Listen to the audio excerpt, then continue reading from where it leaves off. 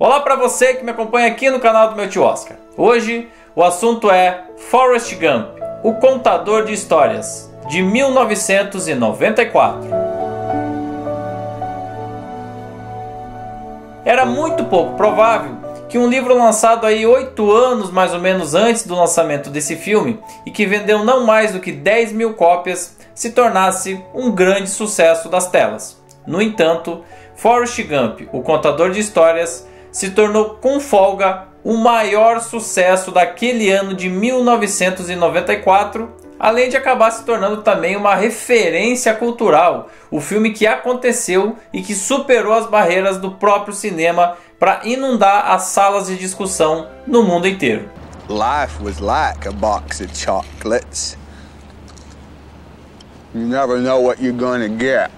E olha que a gente está falando aqui de um ano que trouxe sucessos de público bastante intensos, como por exemplo True Lies, de James Cameron, e o primeiro filme da série Velocidade Máxima. Mas não teve jeito. Os quase 700 milhões de dólares conquistados nas bilheterias ao longo do planeta fizeram de Forrest Gump o filme mais comentado daquele ano mesmo. Bom, o diretor dessa obra, que acabou se tornando gigante, foi Robert Zemeckis. Nessa altura da carreira, ele já era um profissional experiente e tinha dirigido filmes como Tudo por uma Esmeralda, a trilogia De Volta para o Futuro e ainda um dos filmes mais famosos a misturar personagens reais com animação, Uma Cilada para Roger Rabbit. Ou seja, perceba você que todos esses títulos possuem um forte apelo comercial, um forte apelo sentimental e uma aderência universal. E é justamente muito disso que se vê no filme do Forrest Gump. Desde os primeiros minutos, o espectador é apresentado a um personagem altamente carismático, do qual ele se sente automaticamente piedoso. Forrest é um menino diferente dos demais, que nasce aí com algumas necessidades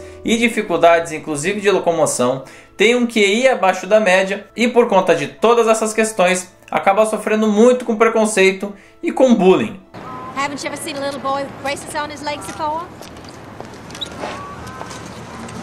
Don't ever let anybody tell you they're better than you, Forrest. If God intended everybody to be the same, He'd have given us all braces on our legs. Mom always had a way of explaining things so I could understand them.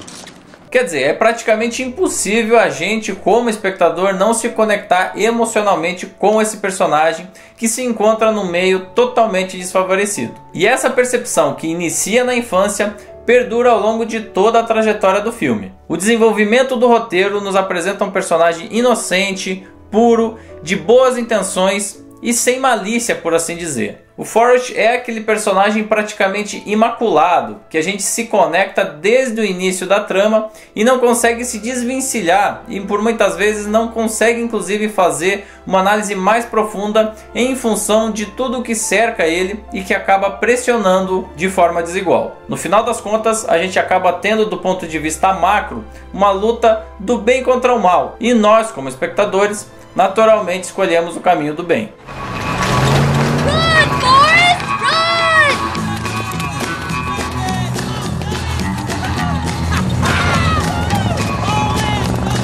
No entanto, é justamente esse ponto que nos revela os problemas de desenvolvimento dessa história. Na época de lançamento da produção, houve um debate bastante acalorado entre a crítica norte-americana. E normalmente ela se apoiava até mesmo de um certo maniqueísmo do roteiro para atacar os posicionamentos políticos dele. Então, de um lado, você tinha aí os críticos mais conservadores, que apoiavam muito certos valores transmitidos aí pelo nosso personagem e pelo roteiro, como por exemplo o patriotismo, a bondade e a fidelidade do nosso protagonista. E aí eu estou falando não só de fidelidade ao seu país e às suas convicções, como até mesmo da sua fidelidade em relação a outras pessoas, em especial a sua namoradinha desde a infância, a personagem Jenny. Have you ever been with a girl, Forrest? I sit next to them in my home economics class all the time.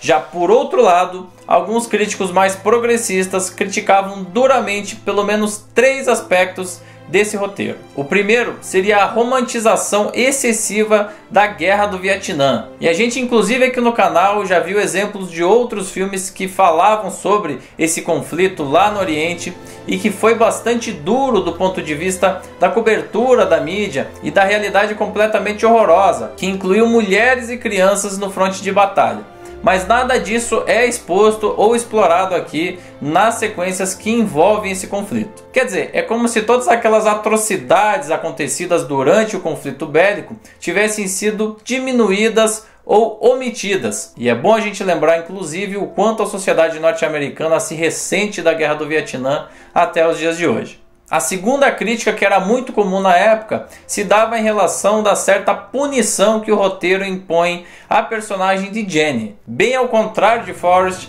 ela possui uma personalidade muito mais contestadora, que está envolvida ali em todo aquele turbilhão social que foi encampado pela juventude dos anos 1960 e que questionava, contestava aí vários valores já estabelecidos na sociedade. Foi a época das colônias hippie, do amor livre, da sexualidade aflorada, do uso e da experimentação de drogas, de grandes eventos de rock, como por exemplo o Festival de Woodstock, e também de grandes manifestações que contestavam o status quo. No entanto, a gente percebe ao longo do filme o quanto a personagem de Jenny é punida em função de suas escolhas. Depois de muitas idas e vindas, ela acaba contraindo um misterioso vírus que leva ela para o leito de morte. Hoje, a gente sabe muito bem que se trata do vírus HIV, que aterrorizou aí a juventude, principalmente da década de 1980. We have very different lives, you know. E o terceiro ponto aí, que foi muito contestado por parte da crítica da época, se dá em cima do nosso protagonista, que jamais questiona o mundo à sua volta. Bem ou mal, a gente acompanha aí um personagem que simplesmente segue o caminho, segue o fluxo, não se importa muito em entender todo aquele contexto onde ele está inserido e simplesmente se deixa levar pela vida. E vejo inclusive que ironia, no único momento onde ele tem a oportunidade de falar, de se expressar, de ter uma voz ativa, o microfone que reproduziria a sua opinião acaba não funcionando. Well, there's only one thing I can say about the war in Vietnam. Eu acho que esses 3 pontos aí que eu acabei de apontar são realmente bastante relevantes para a gente fazer um estudo um pouco mais aprofundado e que vá além dessa questão superficial de bom acabamento desse filme. São questões bastante pertinentes, algumas aí suscitam discussões às vezes até acaloradas, como foi na época, mas eu acho importante a gente ter essas coisas em mente na hora de analisar o filme. E tem aí inclusive um ponto que foi e continua sendo muito crucial na hora de debater o desenvolvimento desse roteiro. O fato da gente ter o nosso personagem sendo levado aí pela própria história acaba significando algo que é muito caro para a sociedade norte-americana, que é o fato do sucesso individual não ter absolutamente nada a ver com estudo, com esforço ou então com trabalho árduo. Acaba sendo, no final das contas, um lance muito mais de sorte. E esse foi um ponto que até de certo modo uniu os dois lados aí da crítica na época, já que na sociedade dos Estados Unidos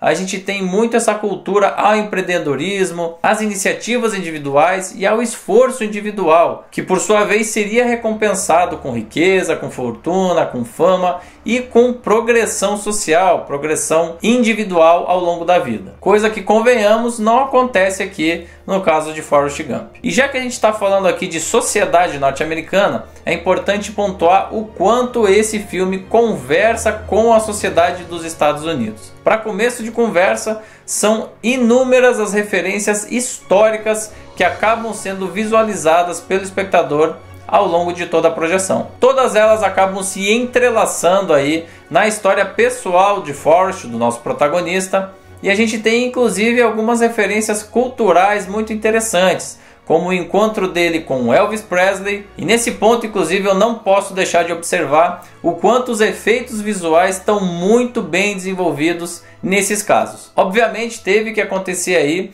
um trabalho muito minucioso de composição de duas imagens de épocas diferentes, e tudo em alta definição. E olha, o resultado final realmente é muito impressionante. Você às vezes se pergunta se realmente nas imagens originais e históricas o nosso querido Forrest não está presente nelas. Forrest Gump, John Lennon. Welcome home. Had quite a trip. Can you tell us what was China like? E falando aqui inclusive de outras questões da produção, também queria pontuar a excepcional trilha sonora do compositor Alan Silvestri. Ela consegue acompanhar a vida do nosso protagonista de uma forma muito sensível, muito correta. Ela não invade desnecessariamente a projeção em pontos onde não seria diegético. E o tema principal é de fazer chorar, né? Convenhamos. Além disso, a produção como um todo é bastante ampla, bastante grande. Há um cuidado muito interessante na construção dos cenários, né? A direção de arte, os figurinos, a reconstituição de várias épocas. Existe aí uma diversidade de situações onde o nosso protagonista é colocado. Então, quer dizer, tem guerra, tem jogo de futebol, tem jogo de tênis de mesa, barco pesqueiro, enfim, uma série de situações que tornam a produção cada vez mais complexa, mas que é executada com perfeição aí por cada uma das equipes. E é claro, não dá para falar desse filme sem citar a atuação excepcional de Tom Hanks. Nessa época ele já era queridinho aí da crítica e também da academia. Vale lembrar que no ano anterior ele já tinha vencido o Oscar pelo filme Filadélfia e viria a conquistar sua segunda estatueta logo por esse trabalho em Forrest Gump, que eu particularmente adoro e acho que grande parte da empatia do público se dá pelo trabalho de Tom Hanks. Eu diria inclusive que essa é uma das fases mais áureas do Tom Hanks, da carreira dele como um todo, e ele consegue transmitir muito bem todas as sensações daquele homem, daquele protagonista que tem as suas claras limitações. Is he smart? He's very smart. He's one of the smartest in his class. Inclusive, uma curiosidade, o Tom Hanks na época abriu mão de um salário muito grande no momento da contratação em detrimento de participação nos lucros do filme. Estimativas da época dão conta que o ator recebeu o equivalente a 40 milhões de dólares em função dos direitos de reprodução de sua imagem nesse trabalho. Nada mal, né? De uma forma geral, eu posso garantir que se você por algum acaso não conhece, nunca tenha assistido ao filme Forrest Gump, você certamente vai gostar bastante. É o tipo de produção grande que agrada um amplo espectro de público. A história e os personagens se conectam facilmente com o espectador. Toda a constituição dos elementos formadores desse filme se dá de uma forma bastante cuidadosa, especialmente do ponto de vista técnico. No entanto, é interessante refletir logo após o filme, que é inclusive bastante emocionante. Eu não vou me surpreender se você chorar aí ao longo da projeção, ou se identificar até certo ponto com algumas passagens aí do nosso protagonista, mas é muito interessante parar para refletir sobre esses pontos que eu coloquei e que são bastante relevantes. Às vezes, por trás de uma história bem contada, existem aí algumas ideias implícitas no discurso do filme e que merecem aí uma reflexão um pouco mais profunda. E aqui, é claro, eu não estou tomando partido nem de um nem de outro lado da crítica da época. Eu deixo isso para você que acompanha esse canal. Para finalizar, eu fico com a metáfora da pena que aparece no início e no final do filme. Ou seja, assim como aquele objeto leve e que se deixa levar pelo vento, o nosso protagonista é um vencedor que também se deixou levar pelas circunstâncias. When I got tired, I slept. When I got hungry, I ate. When I had to go, I went. And so, you just ran. Yeah. Mas eu quero ouvir de você aí que já assistiu esse filme, o que você acha sobre todos esses questionamentos colocados pela crítica da época. Concorda, discorda, tem mais algo a acrescentar? Deixa aqui embaixo o seu comentário, sua crítica, sua dúvida. Também curta, compartilhe e, é claro, se inscreva no canal e em todas as redes sociais do meu tio Oscar. Eu vou ter o maior prazer de conversar com você. A gente segue nessa missão com os filmes indicados pela Academia em 1994, terminando a jornada com a produção Um Sonho de Liberdade. É imperdível, hein? E eu espero você aqui.